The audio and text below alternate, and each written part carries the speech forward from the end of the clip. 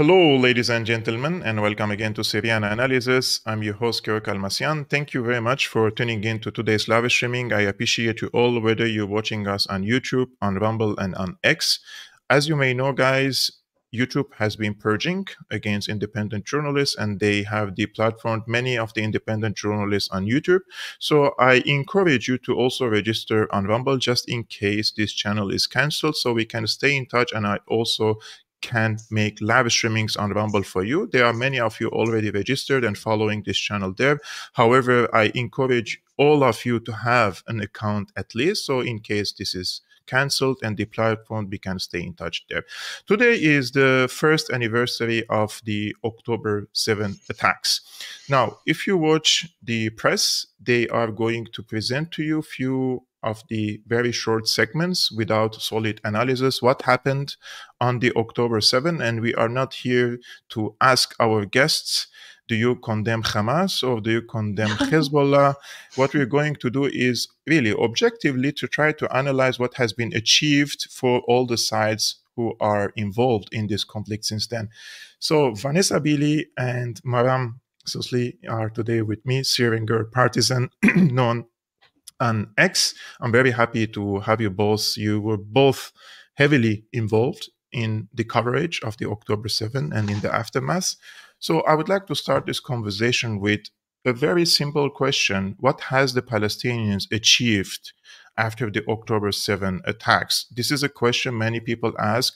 Was it worth it to attack Israel or the kibbutzes or the settlements on the peripheries of the Gaza Strip, which was besieged by the Israelis? Was it worth it for their entire region to be destroyed? Was it worth it for 40,000 to get killed? And especially that the majority have been women and children. Vanessa, if I want to start this with you, how do you assess the aftermath of the operation? We have 1 year window now.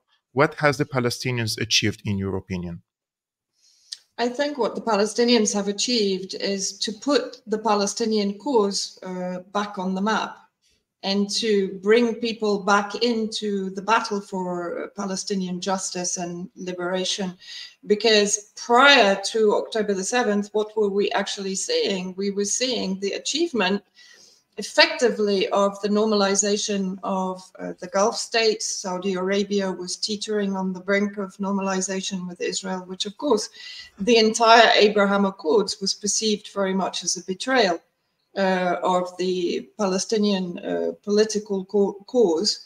And therefore, I think what October 7th did was to suddenly knock back the process of normalization, particularly, for example, for Saudi Arabia, and to put Palestine center stage and to demonstrate actually the, let's say, the resilience of the resistance forces. And not only Hamas, of course, there's 17 resistance factions in Gaza alone. And then you have all the resistance factions also in West Bank and across the occupied territories. Mimi, do you see this as a way to restore the Palestinian cause again to the conscience of the international public? Was it worth it to give all these victims, let's say, and the death among the Palestinians to remind the world that there is a Palestinian people whose land has been stolen since the Nakba, and today they deserve to have a voice and a statehood? I think that I struggle to see the situation in terms of was it worth it. Rather, I prefer to look at it as was it right? And if you ask me that, I'll say absolutely, it was the right thing to do. And they had to, because it has been 50 years since the Tishreen War, which was the Israelis called the Yom Kippur War. And since then, the resistance has been dying. As you said yourself, we're on the brink of the normalization with Saudi Arabia because they thought, that's it. They're basically not going to fight us anymore and we can do whatever we want. So at that point, the resistance, they had to do something. We cannot retroactively say, blame them for anything that they did, because they did what they had to do for their country. And now, I think that so all the blame for the genocide goes to Israel. And yes, this has galvanized the resistance again. This has woken up to the world. This has shown the world what Israel really is, which is the Jewish ISIS. So it has done these things, and and we lost a lot of people. And there's a saying that says the tree of liberty is watered by the blood of the patriot. And sadly, that's the reality we're facing. I do, however, think that um, the since October 7th, things should have been handled differently, and the amount of people that we lost we shouldn't have allowed to happen. I think that there could have been ways to. Some Hmm. people say that there's no way we could have done things differently, and this was going to happen regardless. But I think that there could have been things that could have happened that could have attempted to stop the genocide. Hmm. I'm just bringing counter arguments here for us to have a conversation here. Like, there are also sides who say that these arguments that you both presented that would be legit and valid under international law, but we're not living in a rules-based international order. We're living in a jungle, and the proof and the evidence for it that Israel can kill as many as Palestinians and Lebanese and Syrians and everyone in the region if they want to, and they can nuke if they want to, and the international community is not going to move a finger to support the Palestinians. And in this case, therefore, the Palestinians, yes, they reminded their plight to the international public, but they couldn't reach to the ultimate goal, and that is liberation. And this is very difficult under this international system, which the United States has a strong grip of, and they're blocking every resolution basically in the UN Security Council. So what's the use for it? So this has led us into a place where there is no way back. So it's either now a total victory for the Israelis or total victory for the Palestinians, right? Yeah, absolutely. I mean, this was always going to be an existential war. And as Mimi said, there was actually effectively no choice. I think everybody knew in the region that this war was coming. My understanding is that what happened on October the 7th kind of expedited everything, for Syria, for Hezbollah, for Iraq, and also for Iran and Yemen, of course. So it brought everything forward. And we know that the plans for October 7th were not given to any of the other resistance factions. So in a sense, Hamas understood that it was running out of time for there to be a Palestine, because the Zionist movement is by its very nature expansionist. It was never going to allow a Palestinian state. Its very reason of existence was to destroy the Palestinian state. And the steps of normalization with the Gulf states was part of that devastation of the Palestinian cause and the eradication of any kind of political identity for Palestinians also, which had already been ongoing. So if I look at the Abraham Accords as being an extension of the Oslo Agreement, basically. Yes. Complete eradication of the Palestinian identity, both from a political perspective, but even from a humanity perspective, from a liberation justice perspective. I tend to see the kind of international institutions as being toothless. They've been toothless pretty much since their inception.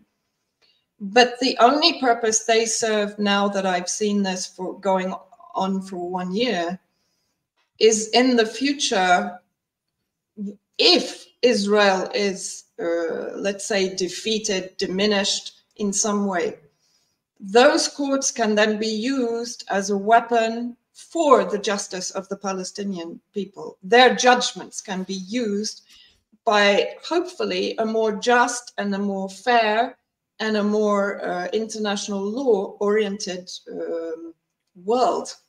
We hope, because right now we're living in a complete vacuum of international law and humanity, which is being, of course, governed by Israel and the entire US, UK, EU cartel. Mimi, I want to ask you something here.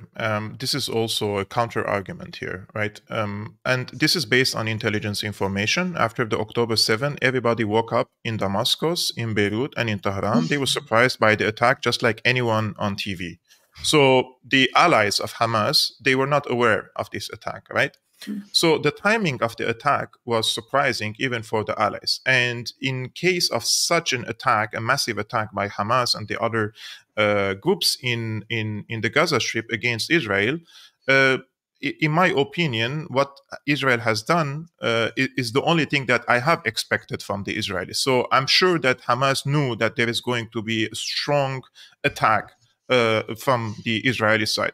So what Hamas basically did, they have forced Iran, Syria, Hezbollah, and the rest to join the conflict on the time of Hamas instead of doing the attack on a time that suits everyone. And now we have a situation where a direct conflict between Iran and Israel is almost imminent. I don't know if you agree. I think you agree with me. We have had this conversation on X as well. So what happened basically is Hamas has created the conflict or opened the conflict in the region and forced its, let's say, allies to intervene in this conflict. And this has led, for example, the assassination of the entire leadership of Hezbollah. So they were also blows for the allies of Hamas in this case, right? Well, I think that Khamenei knew, because he tweeted 3 days before October 7th that the resistance today is more like galvanized than ever. I don't want to misquote him. I'd love to do his tweet justice, but essentially, like, I'm paraphrasing, but he said that the resistance is more alive now than ever. This was 3 days before October 7th. After October 7th, he quote tweeted his tweet to remind you of what he said before. In my view, I don't think Iran would have done this. I don't think Hamas would have done this without some sort of go ahead from the supreme leader. This is my opinion. I don't think Syria knew. Maybe only Assad would have known. But I don't think the rest of Syria knew, and I don't think Hezbollah knew. I believe Nasrallah when he says he didn't know. And I think that the reason that it was done that way is because of fear of intelligence leaks, because this required complete lockdown. October 7th, there couldn't be any leaks. And it was a successful operation that didn't allow Israeli intelligence to ruin it. So what you say, like, did they expect Israel to behave as it did? I think the problem is that they didn't. And I think the problem was that they probably had an escalation ladder in their mind. And they had from experience 2006 in their minds, where Israel was beat back and removed from South Lebanon after a few days, and they couldn't take heavy military losses. But they were dealing with Olmert at the time. Now you're dealing with Netanyahu. And I actually was having these arguments with one of our friends in the journalist movement that said Israel is gonna, as soon as they take heavy military losses, they're gonna start pulling back. And I said, no, and this was within the first 2 months of the thing. I said, even if they lost 30,000 people in the military, they're okay with that. I think that they have gone all in. And you have to ask yourself, and to me, it was clear as day that they had gone all in. But it was also clear to me that our side has not decided to go all in. That they're reluctant to go all in. Why do you and even think still now? Why do you think? Because of a false belief that Israel knows what's good for itself. A false belief that there's some rationality there that they could deal with that was similar to what they dealt with before with Olmert, and I'm sure they also didn't expect October 7th to be such a successful military operation, and I'm sure they didn't expect Israeli Apache helicopters to start gunning down their own people. So unfortunately they should have expected it. And the thing is, I think that Israel has gone all in for two reasons. First, because it's an opportunity to have the final solution to the Palestinian problem. But also, I think that they know that if they don't go all in now, that tomorrow they're going to be weaker and Iran is going to be stronger. And I think that So this is the moment for them to, this is the best moment for them, because if they decide to go all in 10 years time, they're finished. hmm. And I think What, Iran knows that too. That's why they were yeah, delaying things so much. I watched and heard the press conference of the foreign minister of Iran in Beirut, and he said, "We are done with our retaliation, and we're not going to respond unless Israel attacks us again," he said. And this is the criticism directed at Iran in this case by people who support the axis of resistance. And they say that Iran didn't really retaliate when there was an ongoing genocide in Gaza, and only retaliated when Sayyid Hassan Nasrallah has been killed and assassinated by the Israelis. And in a military calculation, this is my opinion, I think that Israel will respond against Israel. So what Iran is doing is delaying something that is unavoidable in the future. So these escalatory measures that Iran is taking is always dependent on what Israel is doing, and then acting on a reaction measures. So in such cases, I don't see that the initiation is in the hands of the axis of resistance, but rather in the hands of the Israelis and the Americans. And the Americans are lying in this case, to be honest. Americans say we are not interested in escalation, but they give every red line that they have set in just verbally for the Israelis, they have caused it themselves. So we are in a situation, I think we're headed to direct confrontation between Iran and Israel.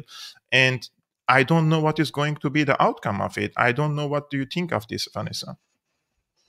Well, I think it was interesting. I haven't yet received the full translation, but apparently President Assad, in the meeting with the foreign minister from Iran, was quite tough. And I think the inference was, look, this conflict is coming, so you need to be on side, basically, was kind of the message, put in very diplomatic terms, of course. This is Iran saying to Assad? No. The other way around. Assad. Yeah. Yes, for sure. And you know, I think this is very much the case. I think Iran, that's not the doorbell, that's my electricity coming on.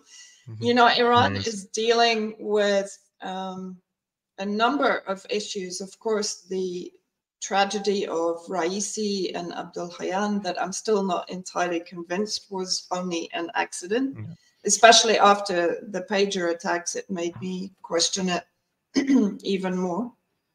And, you know, as said Marandi said in the last time we were all together, it took them time to allow the Pezeshkian and Zarif government to settle down and to start, let's say, following in the steps of the Raisi government. But of course, it's a different policy.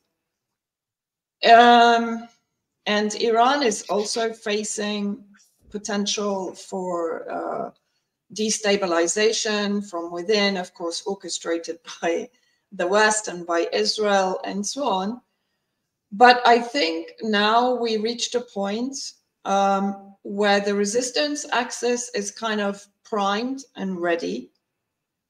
But Iran needs to understand that, as Mimi said, we're not dealing with a rational entity. I'm not saying they're insane. I don't think they're insane at all. I don't think they're acting insane. They're acting insane. Yeah, yes.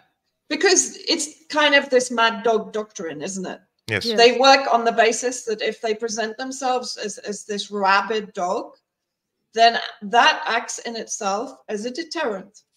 And of course, it hasn't worked. You know, the hundreds of thousands, I mean, according to the Lancet, it's now probably over 200,000 dead in Gaza, 2,000 now in Lebanon. Syria has been bombed systematically since 2011 until now. And so therefore, we're in a position now where it's so apparent that war is inevitable. And I'm hoping that Iran understands this and doesn't return to this kind of slightly conciliatory policy towards the West and towards even to some degree towards Israel, because Israel can't be really divided from the West, and return to this kind of status quo of proportionality, which is impossible. You can't have a proportional war with what is effectively a bully. You know, Israel has no fear of expansionism. It has no fear of inhumanity. It has no fear of murdering children, blowing up schools, hospitals, medical centers, ambulances, etc., because it knows it can do this with impunity.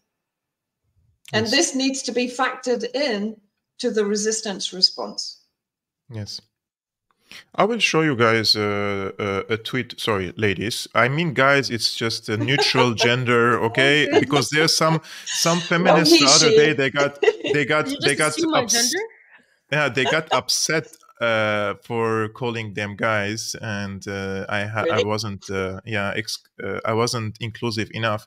This is coming from Tulsi Gabbard. And Tutsi says Hamas's horrific attack against Israel 1 year ago today that took the lives of approximately 1,200 Israelis at a music concert and in their homes is a stark reminder of the ongoing short and long-term threat of Islamist terrorism that continues to spread around the world today. Their goal is to establish a global Islamist caliphate where all must live under their Sharia law. Many leaders in the West have promised to defeat this threat and failed because they refuse to acknowledge that it must be defeated ideologically and militarily. Kamala Harris refuses to utter the word radical Islamist terrorism because she is afraid of her supporters labeling her an Islamophobe. Her open border policies have invited Islamist terrorists into our country unchecked. She cannot be trusted to defeat this threat, defend our freedom, and keep the American people safe. And this was my response to her. I said, Dear Tulsi Gabbard, I remember when you followed me during the devastating CIA engineered regime change war in Syria, as ISIS and other terror groups took over vast parts of my homeland. You even made the effort to visit Syria yourself to witness the reality on the ground. Back then, your understanding was accurate. These extremist groups aimed to tear apart Syria, seeking to impose an Islamic caliphate with the backing of the US deep state. But Tulsi, I believe you know in your heart that the situation in Palestine is profoundly different. This is not about establishing a caliphate. The tragic events of October 7th didn't occur because the victims were Jewish. It happened because the land was occupied. The question to ask is if the occupiers had been Hindus or Buddhists, would the response, I mean here the Palestinians, have been any different? The harsh reality is that it likely would not. I'm not here to defend Hamas, but as a patriot who served in the military, can you imagine growing up in Gaza, trapped in what can only be described as an open air prison for 18 years? Wouldn't you too feel compelled to seek an escape, even if peaceful options seemed impossible? You stood up for the Palestinians before speaking out against the horrors of 2018, when Israeli forces fired on peaceful Gaza border protesters, including medics, children, and ordinary civilians. You can't deny that the Palestinians have tried the peaceful route before. Now, this is something that is mind-boggling to see in the United States, that all politicians are competing who is more Zionist and who is more pro-Israel in this case. Even Tulsi Gabbard, who was at some point criticizing the Israeli army conduct against these peaceful protesters, now not again. And I don't know if you ladies agree with me. I see that there is also some popular and media direction in the US itself trying to normalize Trump after years of attacking Trump as an outsider. And it seems that Trump is no longer an outsider, and it is endorsed by the most arch Zionists in the US. And it's like they're paving the way for Trump to come so that this war with Iran starts sooner or later. Mimi, do you see that Trump is headed to that direction if he becomes a president in the US, that he's going to be the one who triggers the war with Iran, because the US needs this strong masculine character who survived assassination, and he's going to unite the patriots around the flag and send them to their death in the Middle East for Israel. It's interesting because his base really don't want a war with Iran. And it's only like the boomers that of the older generation of like he's actually almost silent generation, but he his younger base do not want a war with Iran. And I think that Israel would want to wait until after the US elections are over before they launch a retaliation against Iran, if they can stand to hold on that long. But if they, unfortunately, I think that would be a good strategy for them to wait. I am deeply, deeply disappointed with Tulsi. One during when she came to Syria and she was all saying all these stuff, and we thought she really understood the situation. Samira Khan told me, she's a Hindu Vita, right? She gets all her money from the Hindu Vita people that are hate Islam. And I thought, oh no, she seems like she must know what what the reality is. But turns out she was also paid by a different lobby. So unfortunately, I think everybody should retweet you. But I did want to go back a little bit while we have time, because I do think that at the end of the day, whether it be Biden or Trump that's in power, the Zionist lobby has captured the United States, and will maybe there are people in the United States that don't want this war to happen between Iran and Israel, but those ones they only don't want that war because they fear that will threaten the existence of Israel, because they don't think that the US can rescue Israel from Iran. So it's not that they're worried about the United States that's preventing them from going through with this war. It's that they're worried about Israel. I think that the danger of Trump is that if he tries to, essentially, he's a little bit of a loose cannon, so it could go either way. But with Biden, we know what we get. We get a genocide for the last year. So in any case, let's go back a little bit in terms of if I may answer your previous question about deterrence, because recently Iran said that its strike against Israel was to escalate in order to de-escalate. Interestingly, Israel said the exact same thing about the pager attack, that they're escalating to de-escalate. And it is clear, as you say, that they're playing the mad dog doctrine. The problem with that is what we haven't called their bluff. So it's possible that they truly are insane and they are a mad dog, in which case the only thing to do with a mad dog is to put it down. So the only solution to address a mad dog is to escalate. But also, if someone is doing the mad dog doctrine and you appear to be intimidated, then that person is going to win. And the problem with Iran is it showed itself that it doesn't want the war. That is the biggest problem, mistake that Iran made when they themselves said, the new president said, "Oh, the Americans told us in exchange for a ceasefire negotiations, we will not retaliate against this." That the message was, we don't really want a war. We're not really ready for war, and that gave Israel enough rope to do what it did with many leaders, including Nasrallah, which I actually told Dimitri Sims with Newgrounds and Yes, I saw the Ahmed prediction. Pop and Co. I told them that it's clear, like, Israel is indicating that it wants to kill Nasrallah because it killed Ismail Haniya in the place that it did.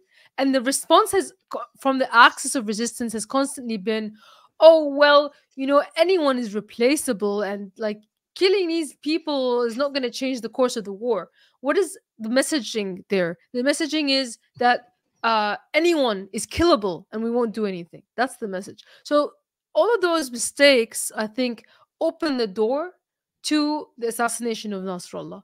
And unfortunately, anyone who tried to say, we're not escalating fast enough, we're not, like, too many things are happening and we're remaining quiet about it, you were met with a barrage of, oh, but this is strategy, this is tactical thinking, and you have to trust the leadership, and the leadership are are very clever, but where's the leadership now? Like, most of the leadership is dead.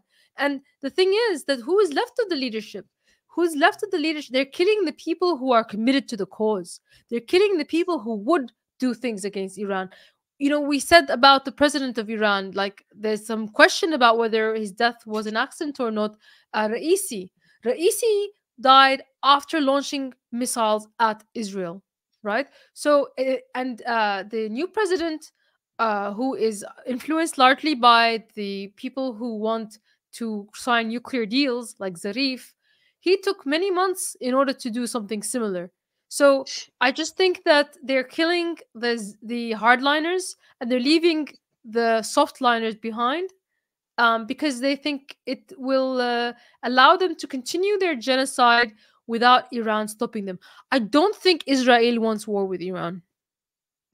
I think I think Israel this was wants not Zarif's decision, Mimi. Even when absolutely they not, because it's clear retaliated, media. the IRGC who initiated this attack, this was not only, in my opinion, a retaliation against Israel. This was also a message to the inner politics in Iran itself.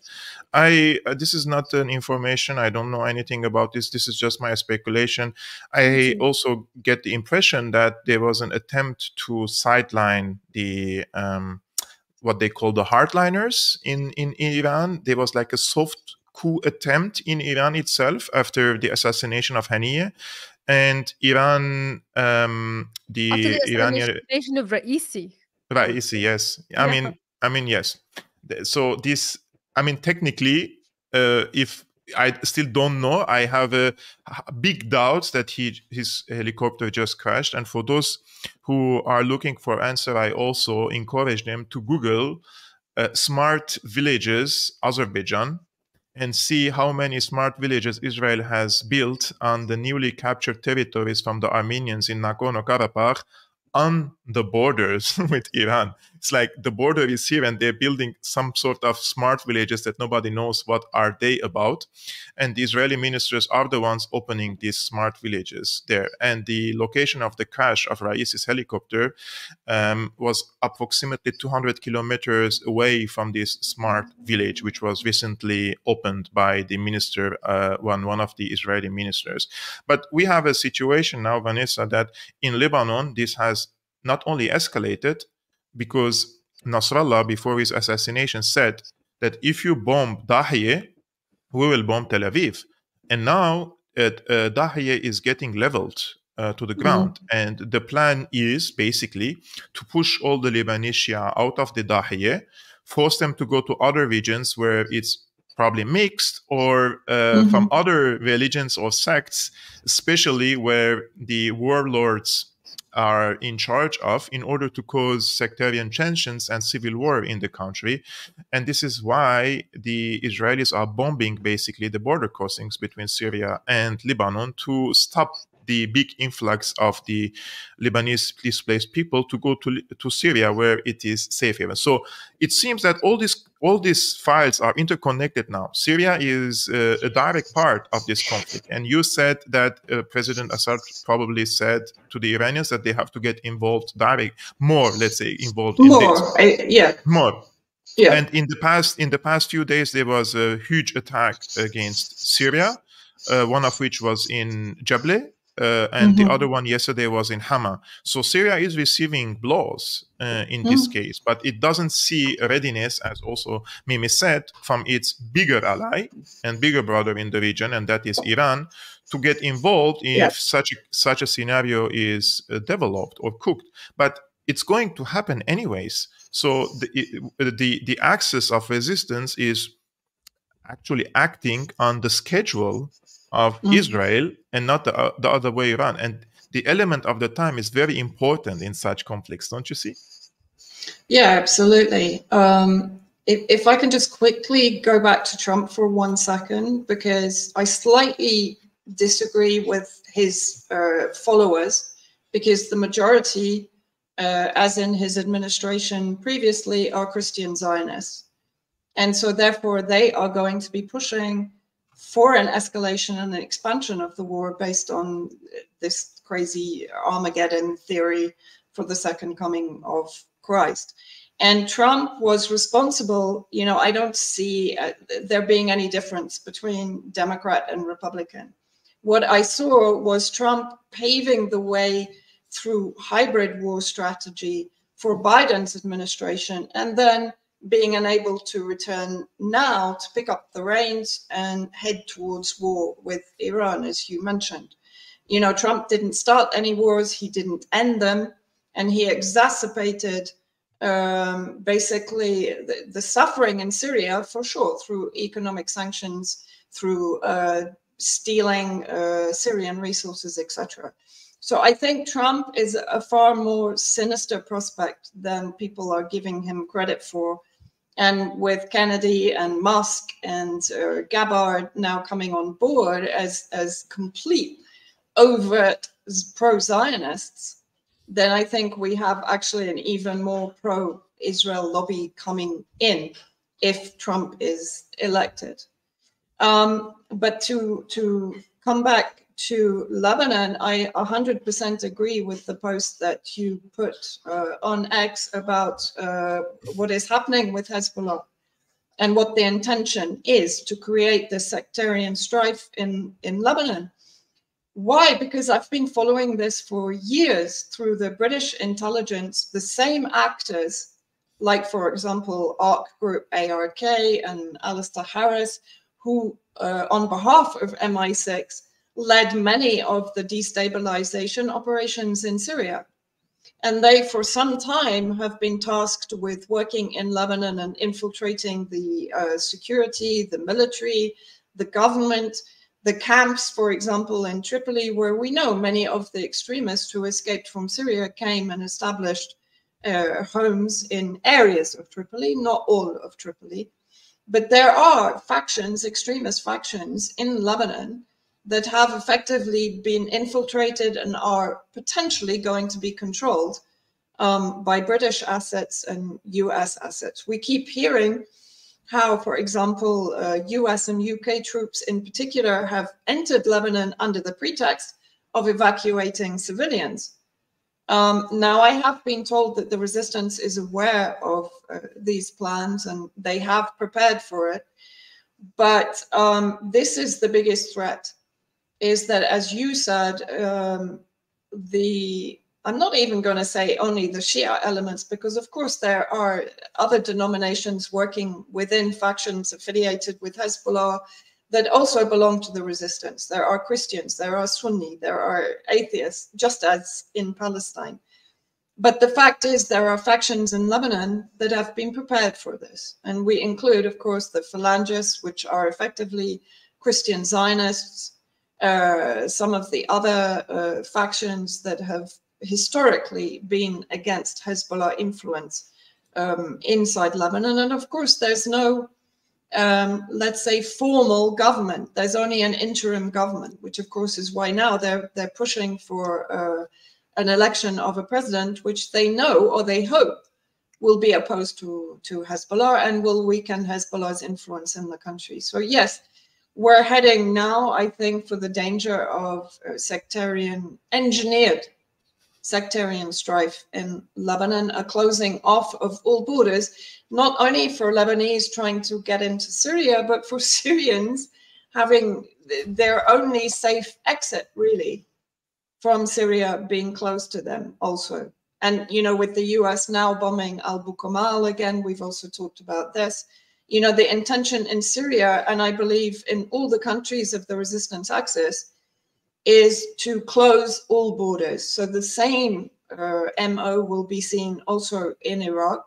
We're seeing Saudi Arabia being encouraged to start the war again in Yemen, which of course will distract Ansarullah back into fighting an internal war or facing Saudi aggression again, right? So this is clearly what they're trying to do, is to destabilize each sector of the resistance axis.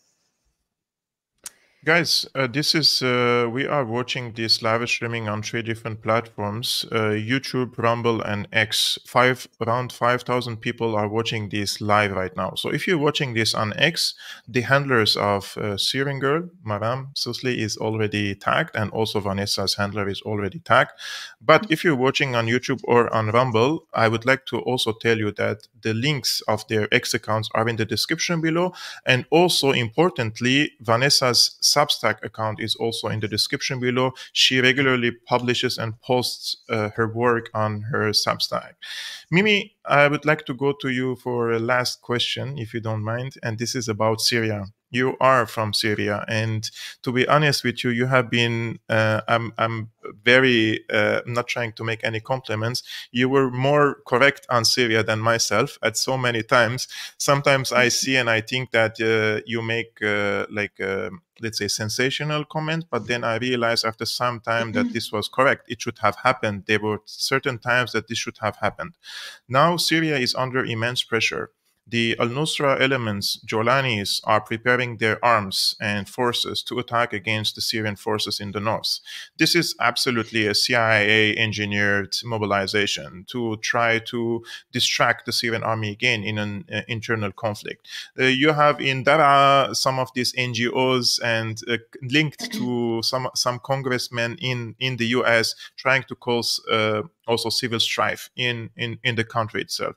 So how is it expected from Syria to fight in such a big conflict if it erupts, or when it erupts, to be precise? Because Israel has sent a clear message by bombing the border crossings and also sensitive locations in Jablain near the Russian, very, very close to the Russian airbase, that they are not going to exclude Syria in case of a regional war. What is expected from Syria, and what can Syria do in this case? So Syria is in a much stronger position than Gaza. It's a much stronger position than uh, Lebanon right now. It is not in as strong a position as Iraq and Iran, right? So, and Iran and Iraq have especially Iran has the benefit of distance. However, I think that we are in a much more precarious position because we have the Al Tanf air base that's close to Damascus. We have these terrorists in Idlib that could launch an offensive. This is where we really have to lean on Russia. And it's important. This is why I think also it's important to start this war on our terms and not on the terms of the enemy. We have to have escalation dominance. We have to have the preemptive strikes. And we have to get to their capabilities before they get to ours. Because if you don't use it, you lose it. And you know, Syria did lose something very important that would have changed the equation completely, which was the chemical weapons. You know, and they were never used. And so they were lost. So the problem is that now we're facing like a war on multiple fronts, but so is Israel. Israel could face a war on also multiple fronts. And I think what we have to do is Erdogan seems to be wanting to make some kind of a deal in the north. We need to expedite that. Uh, we need and another reason why we need to start this before the US election is over is because if Trump gets in and he's gonna, the thing is, our enemies thinking is, how do we separate our enemies? How do we divide and conquer? So they try to play Russia and China off against each other. Okay, they try to play Sunnis and Shia against each other. And so now they're trying to pick off the resistance axis one by one. We cannot allow them to do that. We have to go all in together. And if the US wants to here's what I think will happen. Okay, and this should have happened months ago. And if it had happened months ago, we might have even avoided regional war. That if Israel really sees that it's going to be destroyed, that they will come to the table and they will call for ceasefire. Unfortunately, we haven't allowed them to see that yet. And it might be too late. It might be beyond that now. As we said, I think it's actually beyond that now. We're beyond escalating to de escalate. And Iran's strike did not succeed in escalating to de escalate because Israel is still destroying Lebanon. So, and we are, and you know, the waiting for a ceasefire and allowing them to talk of peace while they plan for war has made things worse. So I really think even though Syria is in a much more precarious position, unfortunately we don't have a choice because the enemy is out to destroy our existence as the Levant, and they've made it clear we will definitely be next. So if we can freeze the fronts and open one against Israel, or at least like make negotiate I mean a front with Turkey to freeze that northern front, that would be ideal. But I hope that Syria still has something up its sleeve. I'm sure it still has a very good ballistic missile program, and we still have an army. We have the Syrian army, and I believe that our army is a real army. So I trust in them, and I believe in our victory. I think this war is going to be long. I think this war is going to be bloody, and it's going to look like we're going to be defeated at some points of it. But at the end of the day, what we have suffered for the last 13 years, and what we are able to suffer, is not what our enemy is able to suffer. Our enemy's house is built on a deck of cards, and it will collapse easily. Only we have to do is we have to dare to push it. That's it. There are so many people in Beirut at the moment that I know, and I'm advising them to go to Damascus and offering them help to find a housing there, and they reject and refuse to go to Syria or to Damascus. They say that their presence in Lebanon is an act of resistance against the Israeli occupation forces that is destroying now Dahye. And yesterday, it seems that Hezbollah tried to change the equation, that if you hit civilian targets, we will hit civilian targets in Haifa for the first time. Hezbollah resorted to such an attack on Haifa itself. So we will see how this develops. I just want to make a disclaimer for YouTube and for the FBIs and the CIAs and for the people watching in Germany and waiting for me to say something again. The opinions and views expressed by the guest do not necessarily reflect the views or positions of Kevork, Almassian, or Syriana Analysis. I've had too much headaches already. For yesterday, I posted something on X. I said I have so much things to say, and I put them into words, but I remember that I live in Germany. And once I posted it, I received like tens of comments. People were like really comparing the current Germany to the past, and I had to delete that post again because I don't want to open eyes again at myself. It's a crazy situation here. For those who are not seeing, please go to X and watch the demonstrations. Tens of thousands of people are in the streets right now in Berlin, and they are beaten up, they are paper sprayed, they are brutalized. Women, children are detained like they're treating them horribly. So there is instruction, of course, for the police to treat the demonstrations like that, and also there is a consistent effort by the security apparatuses to follow what is written on X. And early morning at 6, while you're in your bed, they're coming to your apartment, breaking your door, and confiscating your electronics and taking everything you have, from mobile, from laptop, from cameras, and they don't return you back this electronics. They have the right to keep it for 3 months and see what you have on your electronics. So it's a really scary situation. I know this cannot even I can't even equate it to the suffering of the people in Palestine or in Lebanon.